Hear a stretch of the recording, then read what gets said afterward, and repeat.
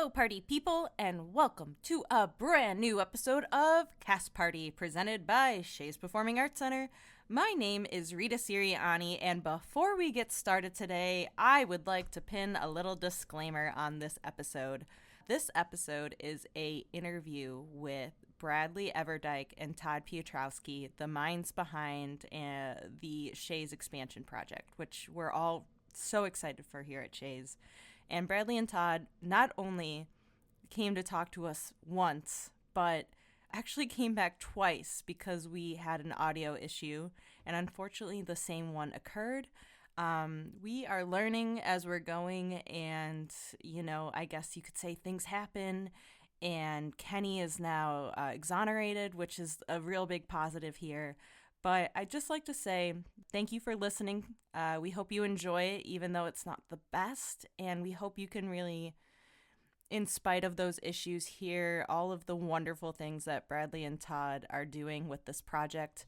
And we will figure out another way to provide this interview to you all, maybe as a transcript or some other medium to make sure that you're really hearing what they have to say. I'm going to let you enjoy the episode, and thank you for listening this week and the next. And thank you again to Bradley and Todd for, once again, just being really wonderful sports. And with that, I say, enjoy Cast Party. Break away. Did you see the cast list get posted? 5, 6, 7, 8. See you at the party.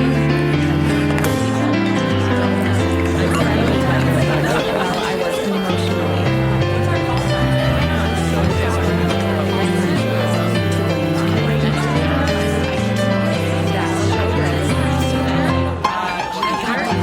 Bravo. It sounded so good. Okie dokie. Hello, party people, and welcome to a very constructive episode of Cast Party, presented by Shea's Performing Arts Center. My name is Rita Siriani, and with me today I have my co-party hosts. In this corner, Juliana Tracy. Hello. And in this corner, Kenny Lazuski. Thank you for inviting me back to host Yeah, you're welcome. after the technical problems last episode. Yes. Totally my fault for all the listeners. This is a take 2. Can I spoil that and say it was a take 2? You just did? I just did. So it's a take 2 because I unplugged the cord. So everybody knows. Yes. It's not making it up either. Kenny So. pulled a cord, so we had the pleasure of having a dress rehearsal with our two very lovely guests today who a testament to their skills can only be matched by their patience with us. So today we have the masterminds behind the Elevate Shea's expansion project. Please welcome to the party Bradley Everdyke, Senior Historic Preservation Architect, and Todd Piotrowski, Senior Associate at Carmina Wood Design. They came back. Hey guys, thanks for having us back. Yeah, we do revisions all the time. So. Yeah, this is good. Yeah, it's just another day in the life for you This guys. project has gone through 10 different versions. So this is fine. This is of the course of everything going. So I think this speaks to how well you guys roll with all the punches that Shea's throws your way with grace and poise. So thank you for coming back, my friends. I mean, not to make you feel less special, but we deal with this kind of stuff all the time. It's part of the job. I can pull the plug again. Don't you dare. We can do this again for a third time. No, I think second time's a charm. Okay. I will pull the plug on you, sir. Okay. Yes. Good new I gotta stop co-host. threatening Kenny on the podcast. She does all the time. It's documented. Yeah. If you ever go missing one day, I'm the first one they're gonna Go through call. episode 1 to now. We could document all the. Absolutely. Yes. Anyway, good times. So let's get into it. As some folks can see, whether they visit our website or they visit us during the season, we have a beautiful pit on Pearl Street that is slowly being filled with our Elevate Shea's project. You guys have been with us the past, what, has it been almost 2 years now? Yeah, Since Shea 710? Fall of 2024. Yes. Wow. Yep. Absolutely wild. You guys feel like our teammates and our coworkers at this point, so it's really good to have a chance to talk to you guys. Would you guys be able to tell the folks at home a little bit about each of your career journeys so far, about yourselves, and what led you to your roles at Carmina Wood Design? Yeah, of course. So I'm originally from outside of Rochester, New York, Wayne County. So I came to Buffalo in 2008 for undergrad at UB, and I stayed on for grad school. I finished grad school in 2017. I met Steve Carmina, one of the founders of the company, at a conference in 2016, 2015. And, one of my professors at the time introduced us, and I came on as an intern and kind of continued to stay on. I started with the company just focusing on historic preservation, kind of tax credit, adaptive reuse projects, doing more paperwork side of things. But, I have a master's in architecture and urban planning, and, historic preservation. So I slowly kind of, wheedled my way into kind of the more architecture side of things, which is where I've always wanted to be. And, have been able to grow. We're a fairly small to mid-sized company. So you're able to, engage in projects, from the time, the first client meeting or the first site visit all the way up until, ribbon cutting. And then, oftentimes after that. So it's been a fun journey. There's a lot of great personalities in the office, and, we've really developed a good working relationship. Todd and I think especially work well together. We kind of riff off each other and are able to kind of understand where the other is coming from, for sure. Yeah, I'm Buffalo born, raised, and educated. I graduated with an interior design degree from Villa Maria College. I started interning with Carmina Wood as a sophomore, so 2008. Way back then, firm was small. Just basically did the drafting, documenting, kind of any kind of task needed to be done.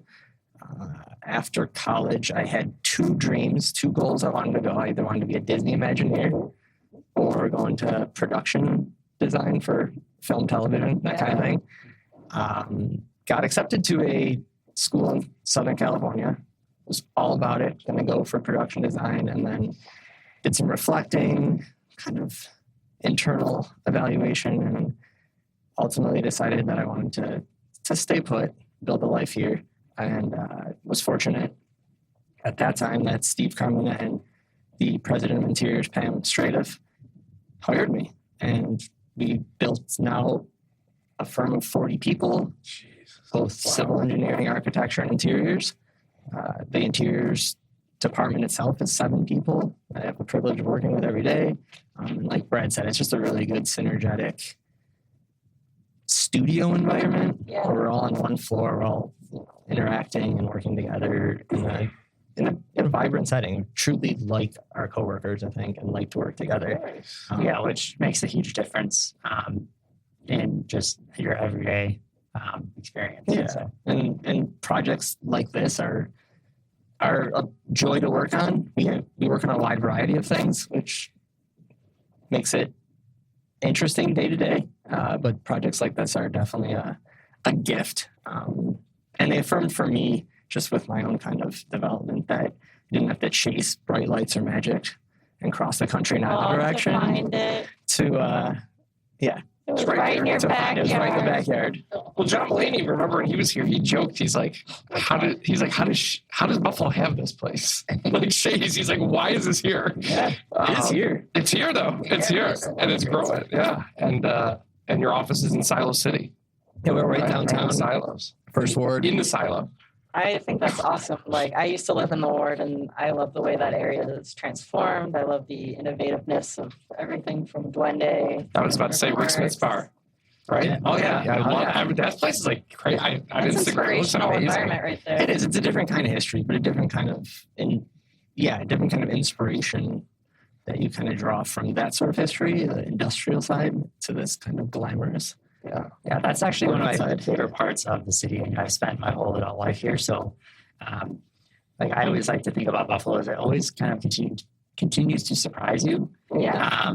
I don't know if that's the same for everyone who's grown up here, but for me, like, there's all these different little pockets of places. And, and when I leave, when I go back to Rochester or when I'm elsewhere and people ask me about Buffalo, there are so many great pockets of things, and sometimes they're a little disjointed. But there's so much greatness, and it's there's so many areas that kind of you garner inspiration from, and the variety and the diversity is one of those. I think one of my favorite stories about a movie director coming to Buffalo was Guillermo del Toro, because he has a love and passion for Buffalo architecture. And like Nightmare Alley, he heavily features it. But I think he's like quoted as saying like Buffalo has some of the most like unique and diverse architecture available to a creative person. And I think that Shea's and even the way we updated 710, it just adds to that. And it's very cool to work in a place as special as this and have you guys add to it. So for someone who's never heard of historic preservation architecture, what exactly do your jobs entail and how did you apply that to the Shea's expansion project? Yeah.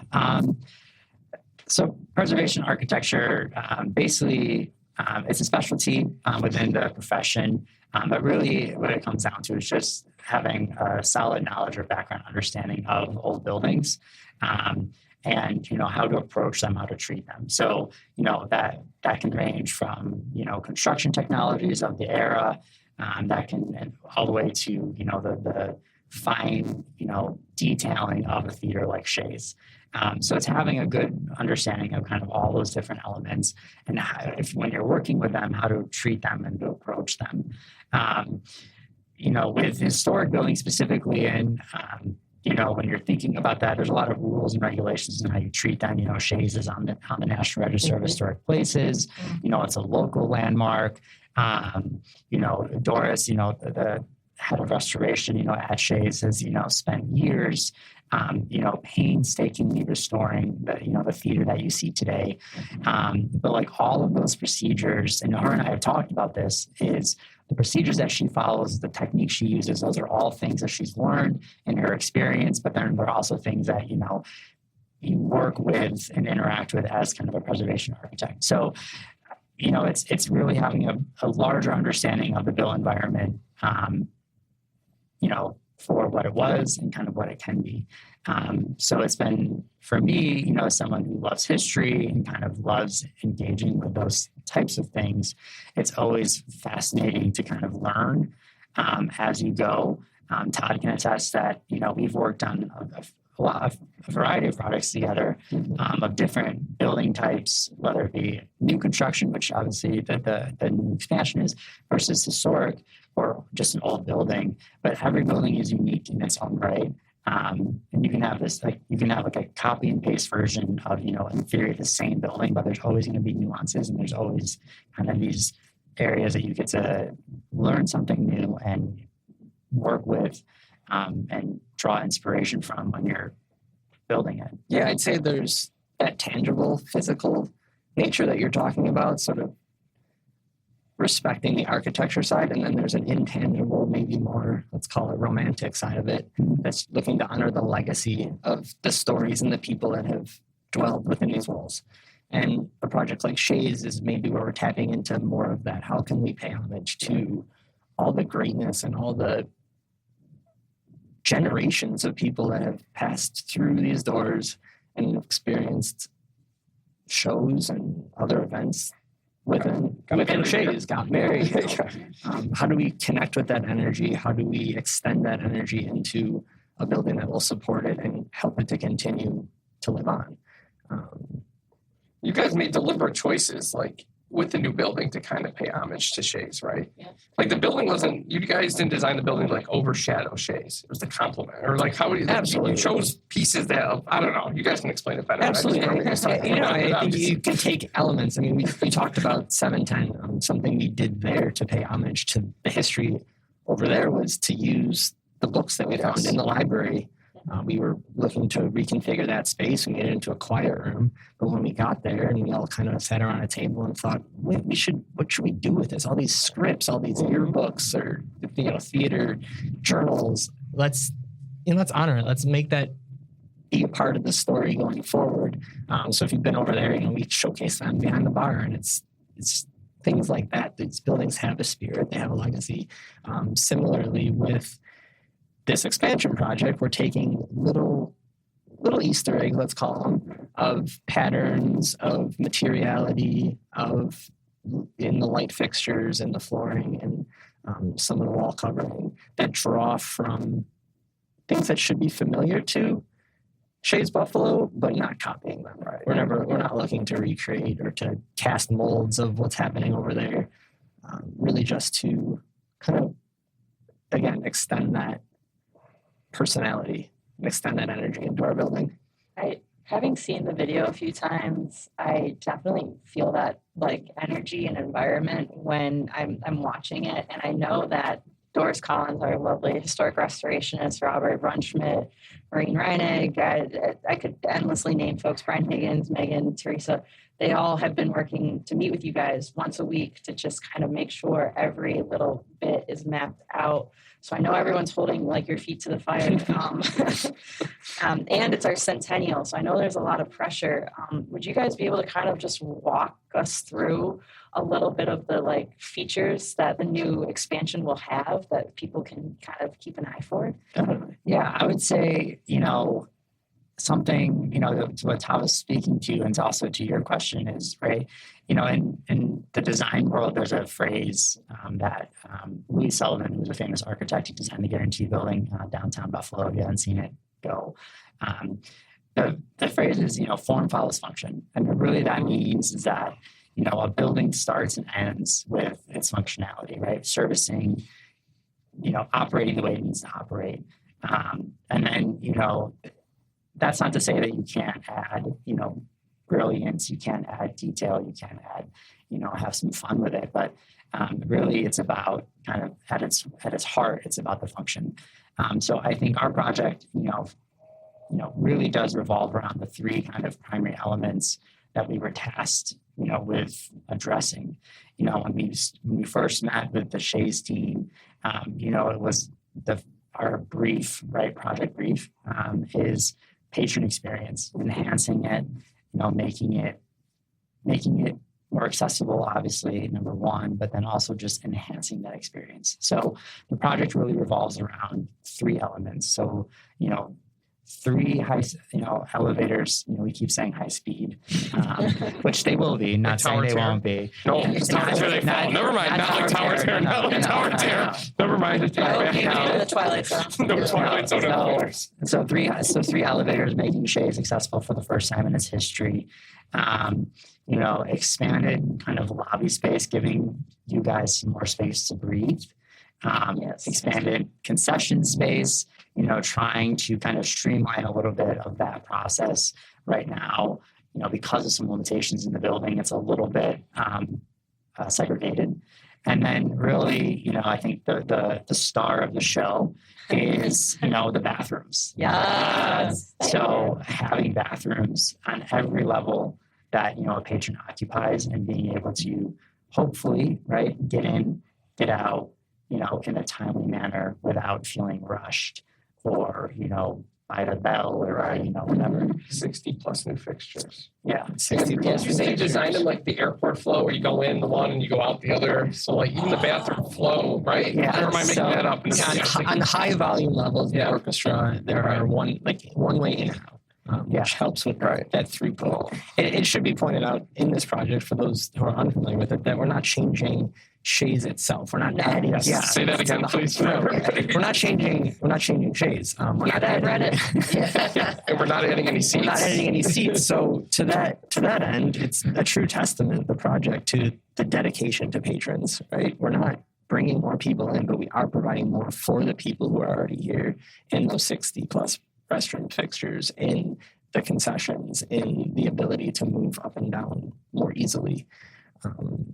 So that's the project. It's nothing to do with, the house itself, and where we're going into the house are very limited areas. They're just portals from one building to another. There's 6 new, I guess, holes in that side of Shea's. Doris approved holes. And we've actually, in this project, right, like we're punching new holes kind of at each level in the backside of Shea's. So if you're familiar with Shea's, when you're like the corridor that leads into the house, right, that in those corridors, these are, the size of a wide kind of double door. right? We're not blowing kind of huge gaping, elements into this. The addition is completely independently structured from the historic theater, so it's not relying on it in any way. All the services for it are independent. So we've as we've thought about this and talked about this more, and designed it, it's really clear that if for whatever reason, in 50 years, 100 years, whatever, our building is no longer doing what it needs to, and you guys need something more or something less, God forbid, our building could be disassembled and the backside of Shea's infilled and everything restored like we were never there. And that's always been kind of the intention. That's right. I remember you said that, and I remember being so blown away because that's like a very humble perspective of being like, yeah, as long as it serves Shea's, we want it to stand. And if it doesn't, here's how we can make sure you can continue to grow. Definitely. I love that. And not to get too in the weeds, but there are 4 floors to our building. If you've come to a show on any night, you know that there are only 3 lobbies. So it is adding an additional lobby to the very, very top of the theater that doesn't even exist for patrons in those upper balcony sections. And it's going to have windows, so it's going to be like this nice view of the city. The mezzanine lounge specifically.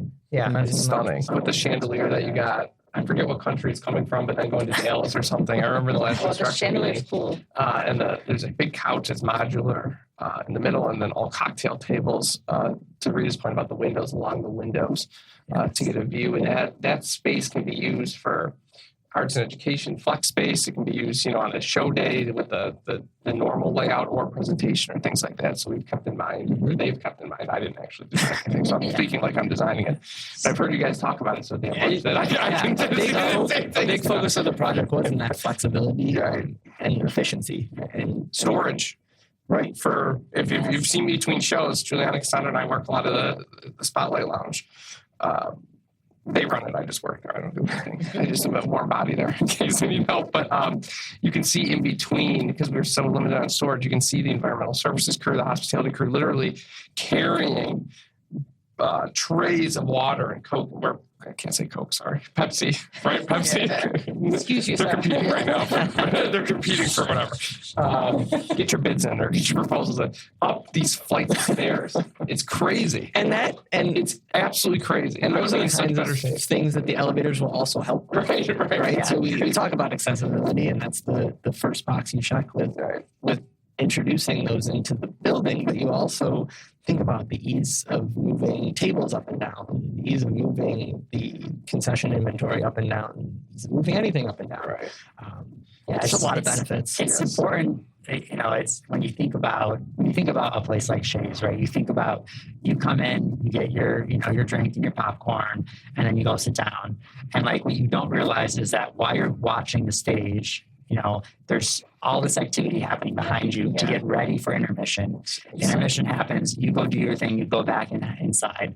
More activity happens, and then you come out and then you leave, right? So there's all of these, and then being able to be inside Shea's, on days where there's not shows at 2:00 in the afternoon, the amount of stuff going on, whether it's a rehearsal on the stage, whether it's people literally carrying pallets of pops and drinks and snacks up the stairs of Shea's to get to these concessions is kind of crazy. And it's all of those pieces that are just as important, when it comes down to it, as like for functionality as it is for the patron. So our building kind of hopefully helps both of those things. And since we were introduced to the project, we've been collecting and accessing all those data points. We did not get here on our own, obviously. We had the pleasure of working with the team members you mentioned in the different operations, development, engineers, Doris, of course, to sort of distill and bring that function to life that then we followed with the form, as Brad mentioned. Yeah, I mean, Todd and I, we came to a performance one night and we just shadowed the concessions and bar area people.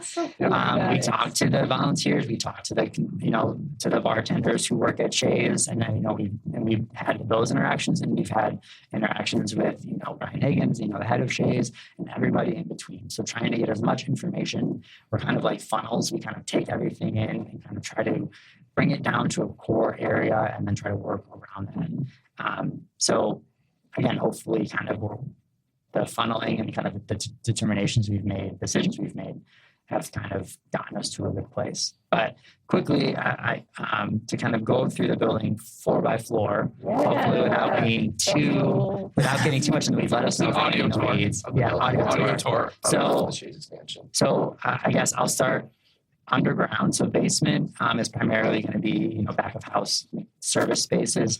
We have a new big trash room, which sounds really boring, but No, that's exciting. the trash collection at Shea's is a little bit frustrating, especially with 4 floors.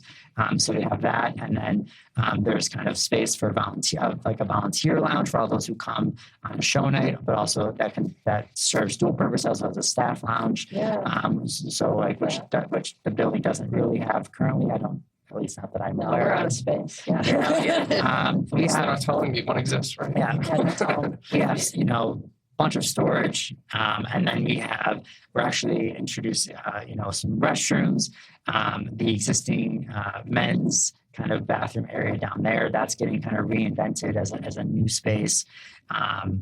And then on the first floor, which is, when you enter the building, right, starting at the exterior, we have a vehicle drop off, so people can come up, drop off whoever they're with, and kind of walk out.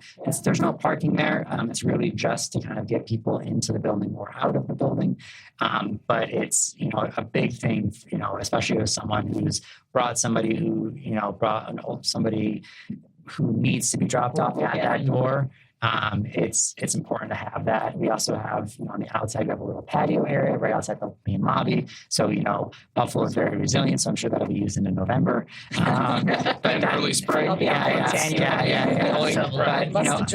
But, a little, again, more breathing room, a little bit of space to kind of get some fresh air. And then really the first floor, again, lobby space. There's a new box office that'll be a remote access point for all of you, for anyone. Concessions, obviously the 3 elevators, and then bathrooms. So we have a huge women's room, a very good sized men's room. We have kind of a family restroom, a family room, sensory room. So A sensory room on the first floor? I think is it on all the floors or just the first one? There are sensory rooms on every floor. One of them is dedicated to a parent's room as well, but can do double duty there. So that was another important part of the project. Yeah, and that's something that what we learned fairly early on is that there is kind of this question or this demand for a sensory space, a breakout space to open this up again, not to just people who are maybe mobility impaired, but for all those other people who might struggle with something. I think this is Juliana and Rita can speak more to this too. I don't think they have specific performances, like sensory friendly. I don't know what the term is, but That's a great question. There's a lot of places like Theater of Youth where Juliana has worked that do sensory friendly performances. right. It's definitely something that we've talked to Broadway about. We'll probably cut this. It's something we've talked to Broadway about, but it's a very unique experience that is easier for producing companies to create. However, what's really lovely about having a sensory friendly room, even if we can't create sensory friendly performances, is like I'll speak to for my own personal self. Like I have a cousin who has twins. One is nonverbal, one loves the theater. They both are on the spectrum. It's very nice for these 2 parents to be able to divide and conquer and have somewhere to go while one kid's enjoying the show and the other kid has a chance to cool down. So that's going to be a really, really lovely thing as we go on. I'm sure performances will be discussed, but it's not something we have right now. And I mean, some Broadway shows have done it in their New York runs, Yeah, they'll have sure. designated So, yeah. performances.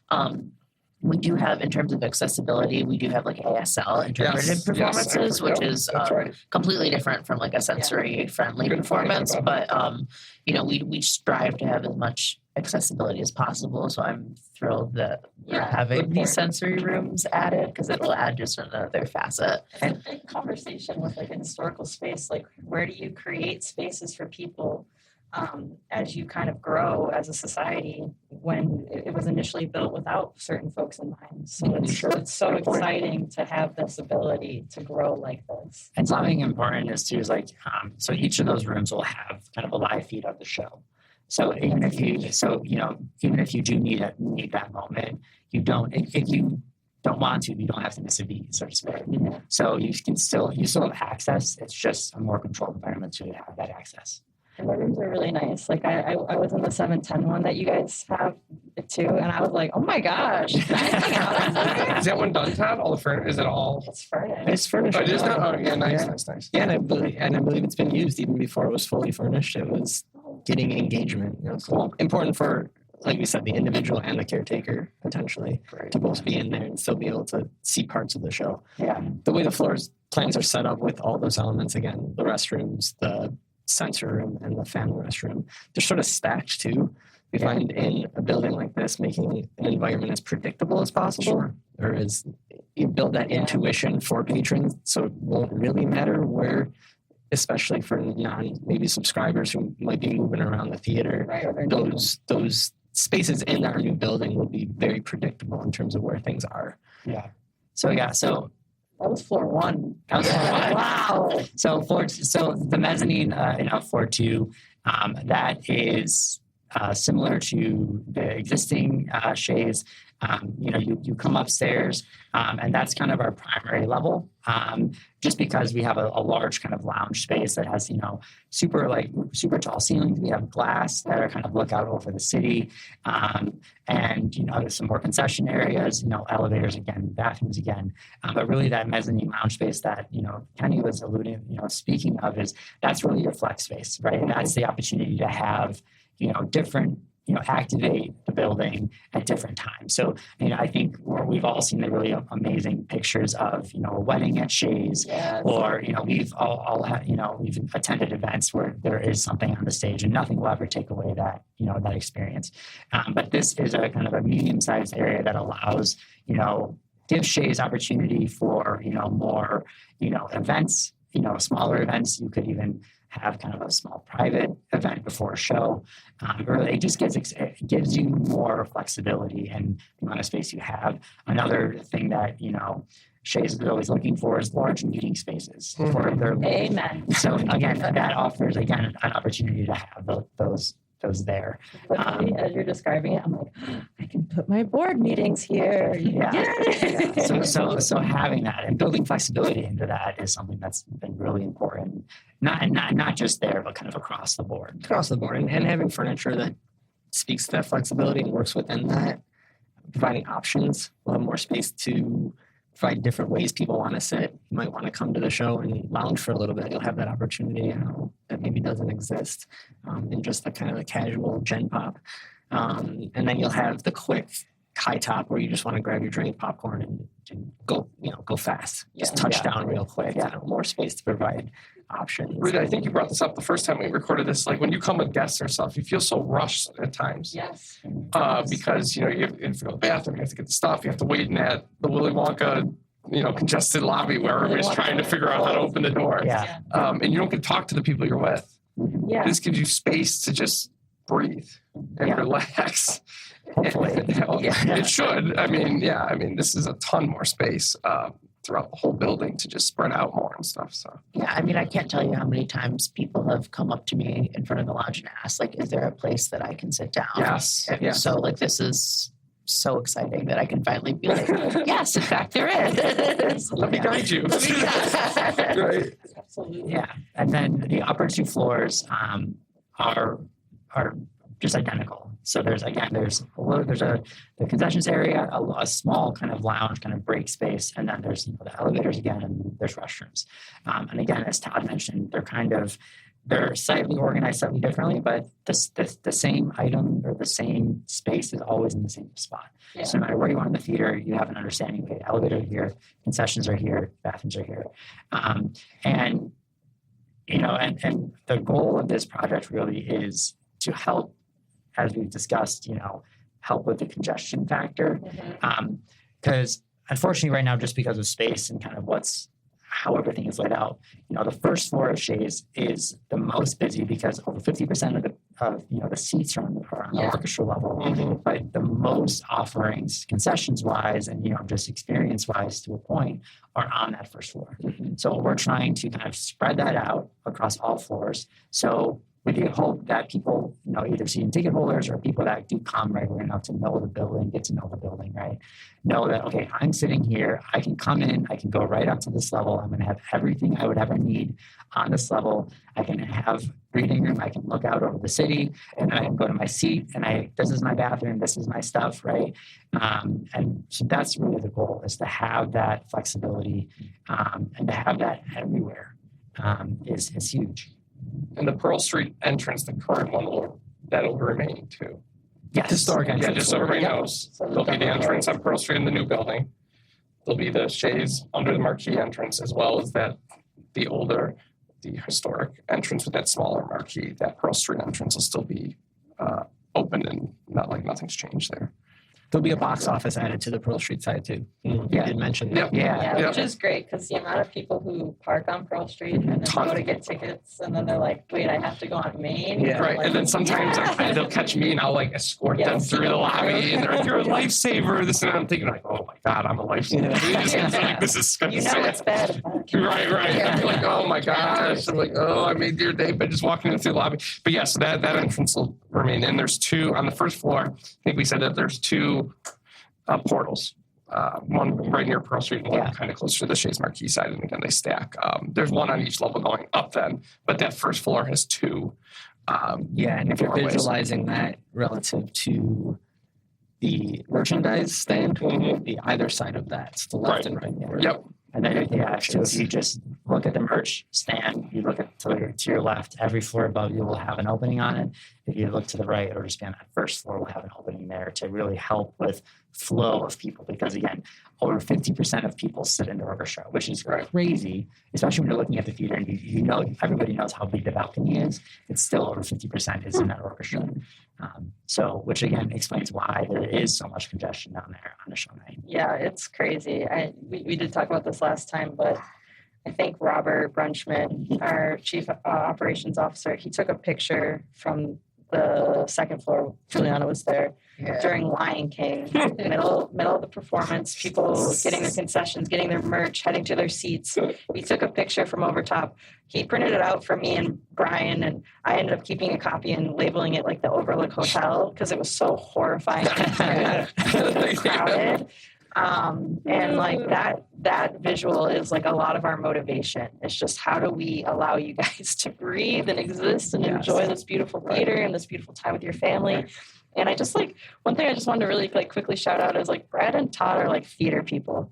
So they come to Shea's. I watch you guys come to Shea's. I know that you guys also are thinking about your own patron experience, and I think that's really invaluable. And then I was kind of wondering, I know you guys are laying out each floor, but what part of this project are you guys particularly proud of or excited to see? Kenny's excited for heated sidewalks. I think it's going to be great. It's going to take us so much headache out. I won't be slipping and sliding walking in the building.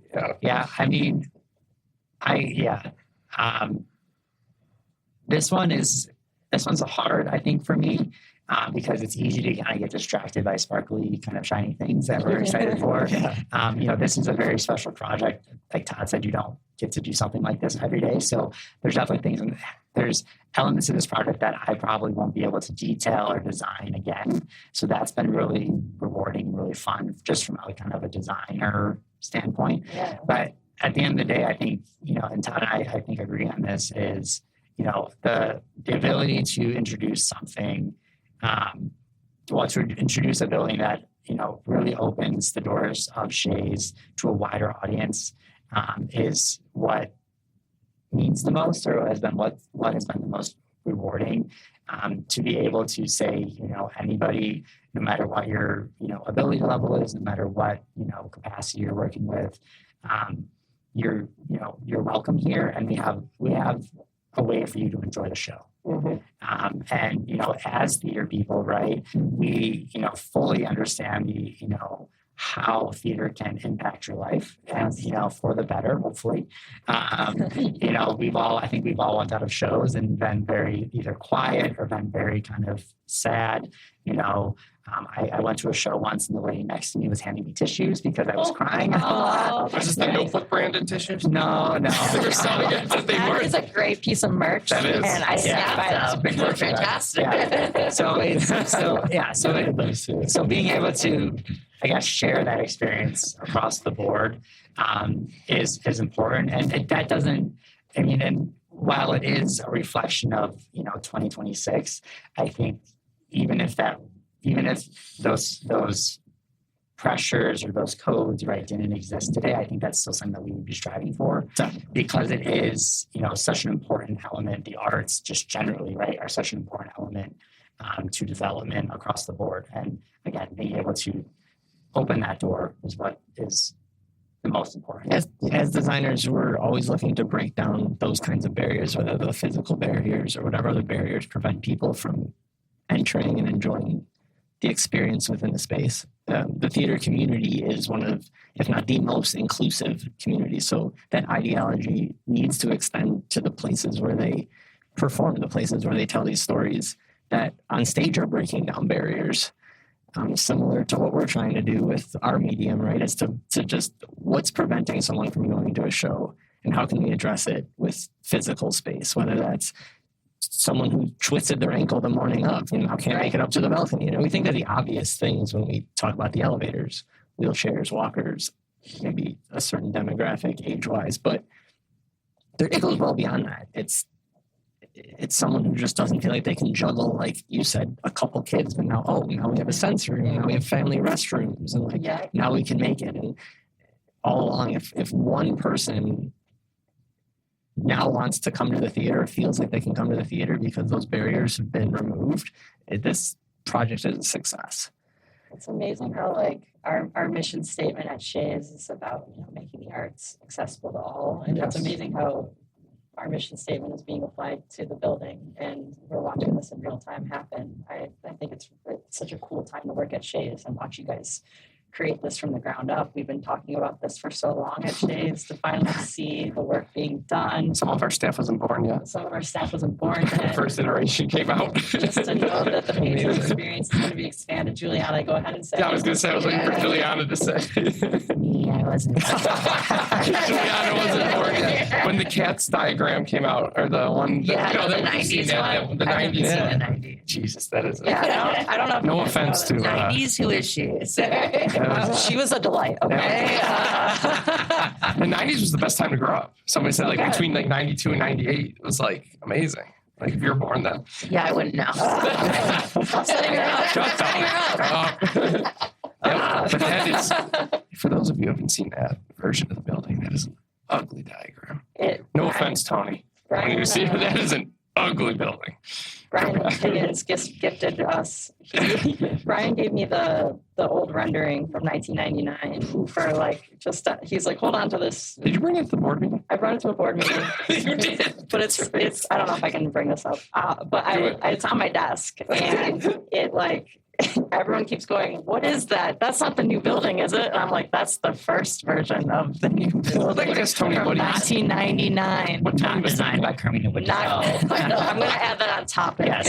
We're honoring Tony at the Gale, but I just like to ask him what he was thinking. I think At the Gala. that It wasn't Tony. Tony, I'm sorry I disparaged your name. I love you, Tony. You're doing a great job. What's this, Patrick? Tony made the God bless steakhouse. Oh, Tony made this. Wait. Like the expansion. I will say the rendering is very 90s. It's very of its time. I wouldn't know, but it's very of its time. I get it. From what I've seen in the history books and the ancient texts. No, I'm kidding. Wow. I'm kidding. No, but it's very of its time. But I feel I don't know, not to keep plugging the new expansion, but I feel it's very ours is very more timeless. Ours is better. Yeah. I feel it could last significantly longer than just the 90s. Yeah, that would not have aged well. I love it. I'm going to frame it and put it on my mantle. Do you know what else didn't age well? Uh-oh. I'm going to say The City Hall in Boston. Oh, okay. That's Oh. Because awesome. we brought it up last time in the burglarism. Sorry, I brought it up last time. No. Ugly building. Yeah. Ugly building. Styles change for So, sure. yeah. There you go. That's the We diplomatic way are to say very it. hopeful that we're being considerate. We are designing for modern sensibilities, absolutely, but with an eye on it being timeless. So, why would you guys say it's important for communities like Buffalo to invest in historic spaces, whether it be Shea's or the Statler or the Ronald McDonald House? I mean, there's so many beautiful buildings. Yeah, I mean, this is something I could probably talk about all day. So I'll kind of try to keep this short. Again, I mentioned that I love history, and I love knowing kind of where we came from and kind of how that has shaped the world we live in, and the built environment, obviously, but like socially, culturally, etc. But I think it's Buffalo is really the only place that I've lived kind of as an adult. So this could be true for other places, but for me, it's special. Buffalo is special because there is such a ownership of our history and our identity, and the good, the bad, the ugly. Yet we are still, we still love this city, and we still will go to fight for the city, to the bitter end.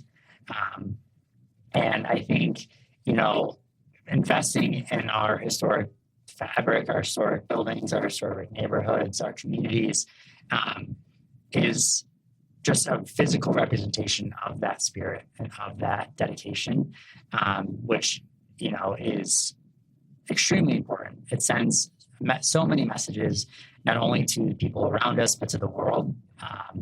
And it makes, and I think when people talk about Buffalo and talk about how surprised they are when they come here and, all that different stuff, I think that's part of it. They might not recognize that, but I think that's definitely part of what makes this place so special and really makes any place special, right? But I think for, again, we work next door to a grain silo, right? And so like, seeing that, and then I live in the north town, so I kind of drive up the highway and I see kind of the city in the background, and I the whole thing, and it's, for me it's like, damn, right? Like it's we obviously there's struggles, but like there's so much history, and there's so much I don't know, it's this like tactile, but also like all of these tendons of like history and things that connect all of us. And I think seeing investment in those things, sends a message that, that a very unique message that's very important to the health of a city and a place. Mm-hmm. It's who we are. It's not to live in the past. The best places do a good job, and I hope to think Buffalo is one of these places, not to live in the past, but to celebrate the past in a way where it paves the way for the future. And you're not looking back, but you're letting that like springboard and be a part of the now and the tomorrow. We're not unaware that there's cynicism around projects like this, around investing in the arts or investing in a theater when there's so many issues in our neighborhood, in our country, in our world. And you could say that about any given time in history. Yeah. Our argument, and what we firmly believe, that the arts are a place that you absolutely want to invest in. I think Monuments Men is a really interesting I looked that up movie since here. you mentioned it last time. So Monuments Men, a story of soldiers in World War II who were tasked with protecting artifacts, artwork, because that's what was targeted to be destroyed. And think, why does anyone want to destroy a painting? And also, why do we care about protecting that when people are dying? And the message in that movie there, and I think it was George Clooney's character, said, no, this is exactly what we need to be protecting. This is who we are. This is our culture. This is what matters, what makes us who we are. And to the extent that Shea's is that, we hope it is. We hope it is foundational to the community and is important to live on. Yeah, I totally agree. I feel like Shea's is a museum full of rich artifacts from Buffalo. I feel like it's a place where new memories are going to be formed by patrons for the next 100 years. And I think anytime you have a space where there's artists and audiences, you're setting folks up for having a profound human experience. And I find that super invaluable. So thank you guys for being such good stewards for us as we move into this next chapter. I feel it is time for us to try rapid fire. Again. But we are going to actually be rapid this time. We're not We're not talking about the Muppet 3D Theater. No, we're going to wrap it this What's out. wrong with it? You can talk about that some other time, Kenny, because gone. we know that the Muppet 3D Love the Theater is Muppets. gone, and we're very sad for you. It's And a national monument. It was the inspiration for Shea's, for Michael Shea. I'm glad you brought that lie up again. Twice Well, we now. got that out of your system. Yeah. I did. I got it all. Got it all out. That all day. Thank Anything you. else before we go into rapid fire? Quasimodo getting cut from the play. Okay, all right, we're good. Okay, we're gonna do this. Thanks for bringing that Thanks a lot. I'm gonna be in a great mood when I go back upstairs today. Now that you brought up getting cut. Woof. All right, builds character. Certainly did. Go for it, Juliana. All right. Favorite architectural style? Mine is Art Deco. Mine is also Art Deco. Yes, Lana Del Rey's. All right. Ditto. One word to describe Shea's Buffalo. Impactful. Generational. Most underrated feature in a historic theater? The seemingly infeasible ability to suspend a massive balcony full of thousands of people over top of an orchestra. If I can ever afford to be in the orchestra, I will be in front of that thing and not underneath it. I think that'll. That's why you're so picky with your damn tickets all the time. Oh my God. Yeah. You gotta beat him like that. Yeah. Wow. Okay. Wow. Bradley, I will get you whatever seat you want. Don't worry. Better. No. Hold you to it. I'm teasing. So I think it's the nostalgia. I wish people, and I hope that more space within the theater now allows people to like look up and just soak it all in and be present and just really be taken back in time. I think that's too underrated in the experience of going to a theater. I love that. I was going to say the ghosts. Yes, the ghosts. Thank you. Yes, always good. Did you think- Favorite theater you've ever visited besides Shea's Buffalo? This is a hard one. No. I'm going to say Roy Thompson Hall in Toronto just because it's completely different and it's just a super cool kind of contemporary theater that is just, I don't know, it's really cool. They filmed X-Men there. I go there almost every year for TIFF, for the film festival in Toronto. Cool. And it's just a really great kind of contemporary theater that, it's cool. I'm going to cheat here and say Red Rocks. Yay. It's an amphitheater that counts. It counts. It counts. Yeah. Very cool. All right. Modern design or historic restoration? I'm going to cheat and say both. Todd, I think, is probably going to copy me again. Oh my The God. original Todd. We're spouses. I really like when the two can act collectively and harmoniously and play off each other. That's my favorite. Yeah, I mean, that is the biggest. He's right. It is the biggest windfall that's going to be recorded. I was going to say that. He's going to be playing that back over and over and Yeah, there's just a nice coalescing of old and new that happens in those projects that is unlike anything else. Yeah. Can you say that again, but slower so I can? It's like Okay. the Zootopia. It's like the Zootopia thing Yes. with the pen that he plays over and over again. Right. You're right. What would be a dream building to work on besides Shea's? Yeah, besides Shea's, right? I would say probably the Met, like the major art gallery. Like for architects and designers, I think like monumental kind of, significant buildings like that are kind of the goal.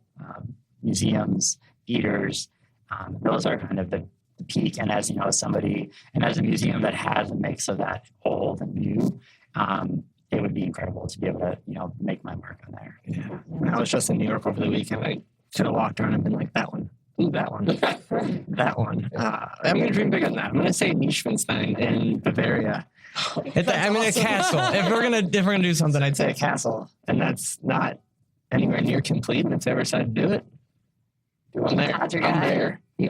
I have to say, the only thing I know about from Bavaria is probably like their Bavarian cream, like for a donut or something. I don't even know if that's Bavarian, but like that's, Not Oktoberfest. You ever heard of it? I've heard of that. Is that where Oktoberfest is? I'm usually pretty good with geography. Southern Germany. All right. I think you guys should fight.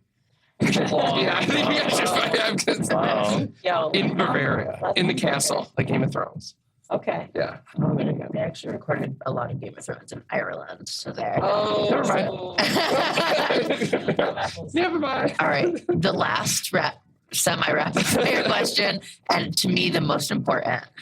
Will Cast Party be in your Spotify Wrapped again this year? Of course. Absolutely. Yes. Great Without an answer. Family And it Feud, should great be in answer. yours too, listeners. Yeah, don't make it just our parents, okay? We got people in Alaska, you said? We did. We got a listener in Hawaii and Alaska this past Was week. it our parents on vacation? Yeah. On a cruise. Yeah, the Alaskan cruise. But they told other people about it on the cruise. They had a listening party. Yeah. Come to our room, guys. Bradley, Todd, you guys are the nicest, We did it again. bestest folks. Thank you so much for coming twice, for being our liaisons to the expansion, and for our lovely expansion with Carmina Wood. Y'all are the greatest. Thank you. Thank you. Yeah, thank you guys. It's really actually our honor to be able to work on this project. So, just anything to do with it, we're good for game. I hope you guys always feel a part of the Shea's team. When you move on to the next project or whatever, anytime you come back, just know that you guys are always a part of our team. I mean, we're definitely going to be here when we're like in our 70s, showing, whoever we're with, like the detail that we developed and everything. And the people who are working at Shea's, whether it's you guys or somebody else, and like, who the hell are these guys? That's what they're going to say to me. We just said, right? Nobody would believe I worked here. Like, if I came back and they'd be like, who the hell is this? Yeah, we'd be like, please take yourself out. It's yours. What do you have to do with this? Nothing. All right, some quick campus shout outs, and then we'll let you guys go. Shea's Pack is going to the outfield. Join Shea's and the Buffalo Bisons for theater night on Friday, August 21st at 6:35 p.m. We'll have theater music, performances, ticket giveaways, post-game fireworks, and more. Save the date and get tickets at bisons.org. The next time you are under the Shea's marquee, look for the High Marks Heart of Buffalo Health Hunt decal and scan the QR code to learn more about how you can be a part of a very special citywide scavenger hunt. O'Connell and Company's The Golden Girls, the lost episodes, will be at Shea Smith from August 14th through the 30th. To learn more about the Shea's expansion and ways to be a part of our next century of wonder, visit shays.org/elevate Shea's.